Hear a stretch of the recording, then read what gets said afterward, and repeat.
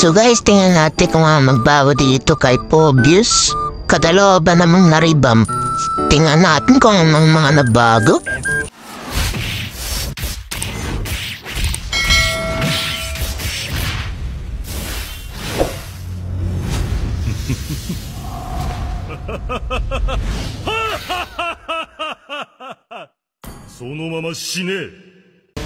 So tingnan natin dito sa kanyang mga skills. So kanyang ultimate nga pala ay wala ng cooldown.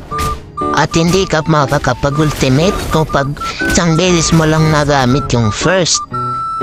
Okay. So mag-ano na tayo ng combo. Ito ang kakano dito guys. Tell yung computer guys.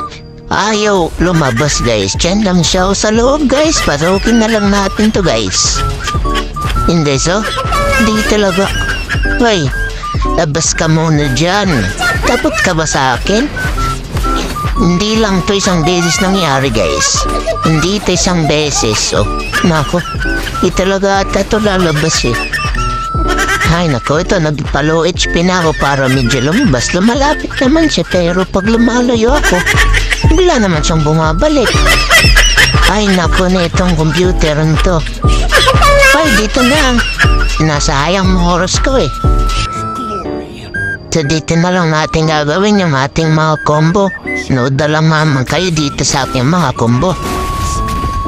Itong combo na to kapag medyo malayo yung kalaban, kailangan pang habulin. Ito naman combo na to kapag 1v1 o kaya clash na.